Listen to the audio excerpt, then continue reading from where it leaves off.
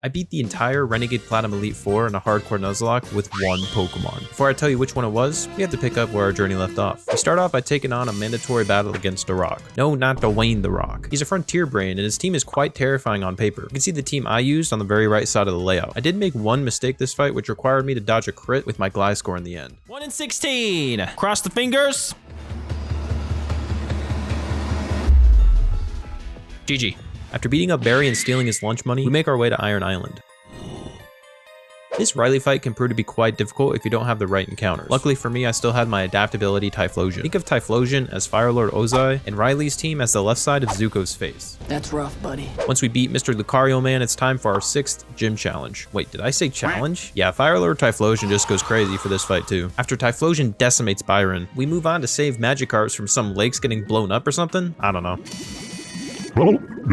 Saturn is in Lake Valor and Mars is in Lake Verity. We wiped the floor of both of them. However, there was one scare in the Mars battle where I read the AI wrong, and my Infernape ended up having to dodge a Hammer Arm crit from Mars's Kangaskhan. Got lucky. Next up is the infamous Snow Point double battle. This fight can be rough, but I recommend targeting the right side down, leaving the Blissey to do whatever the heck Blissey does. That would be my big fat ass. Having Brick Break on one of your 2 leads is nice as well to take care of the screens that Blissey likes to set up. Once defeating the Snow Point double battle, we can now challenge the 7th gym leader, she who shall not be named.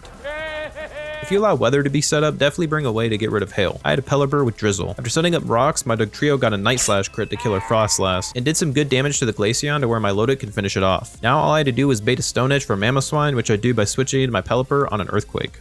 Nope. So I switch in my Medicham on a Stone Edge, and we clean up the rest of our team with Choice Scarf, Pure Power, Brick Break. Moving on through the game, we have to battle this nihilistic piece of and this cat-eared mother.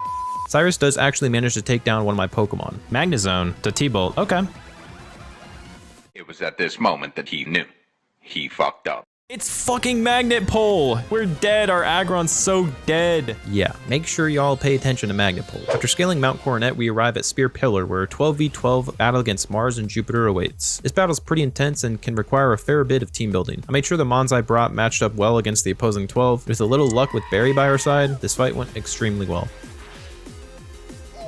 So here we are in the old Distortion world. The Cyrus fight here is very scary. It's a back-to-back fight where we are up against a level 70 Dialga and Palkia in a double battle, and then directly after have to fight him against his full team of 6. We managed to get past him with one death where I had to sack PGE the Manectric. You fought well, buddy. Now for the final gym battle of the run, the electric type leader Volkner. His team is fairly easy to deal with at this point in the game. We had plenty of encounters to deal with the hard-hitting threats that he has. With 0 deaths, we obtained our 8th and final gym badge. There still lies some tough battles ahead before we can challenge the Elite Four. First one is against Arcade Star Dahlia. She's an optional fight, but since I added a rule where I have to battle every optional trainer, she was included. She leads with a Swords Dancing Baton Pass Blaziken, so I lead with my Gardevoir. Don't pay attention to the nickname, by the way. Hey, yo! I outspeed turn 1 and use Trick to swap my Choice Specs with her Focus Sash. Now the Blaziken is locked into Swords Dance, and I can freely click Psychic to OHKO it.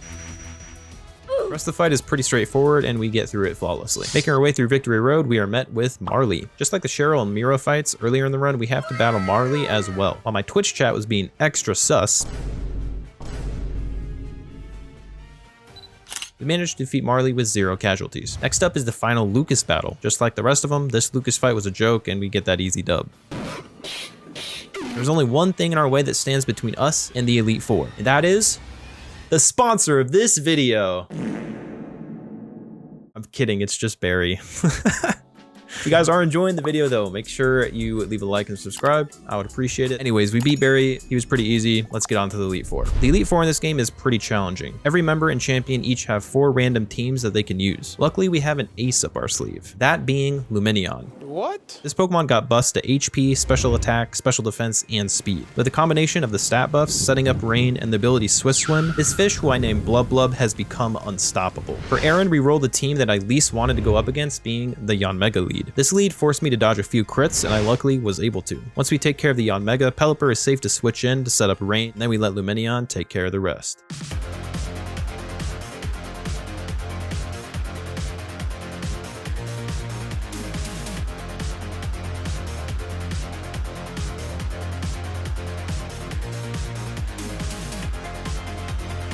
Now old Flinty Boy is up. We roll one of his Ninetales teams, which is another team that I preferred. I get up a Stealth Rock once again to break my Cargo's Focus Sash. Now to sit back and let Lumineon do its thing.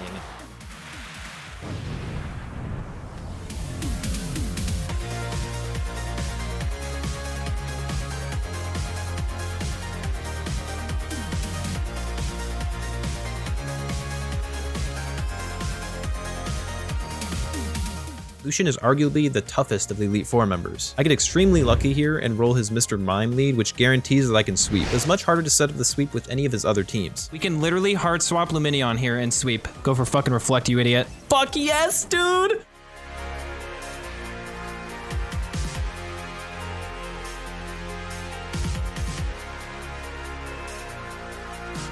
We made it to Cynthia! Now for the final battle. Champion Mommy. What did he say? I mean, Champion Cynthia. Let's go! All right, boys. 3 out of 4 teams she has includes a Roserade, and every team has a Milotic, so another Blub sweep was out of the question. She leads with a Clefable, which means this is team number 4. I lead with my Pelipper to set up Rain ASAP. I swap the Blub hoping for the Reflect, and that's exactly what she does. Our fish knocks out the Clefable and brings out Roserade. I swap into Metagross to take the Energy Ball, and she's now locked into that because of Choice Scarf. Aerial Ace plus Bullet Punch kills, however, Reflect is still up. I resort to sacking my Pelipper and bringing in Luminion to revenge kill with Ice Beam. Thank you for your service, Toilet Bird. She sends in Miss Magius to T-Bolt my fish, so I switch into Gliscor, which baits Moonblast. As long as I don't get special attack dropped, I'm good to switch back into Luminion. Bruh. I end up sacking Metagross for a clean switch back into Blub, and we OHKO the Miss Mag with Surf. This brings in her Milotic.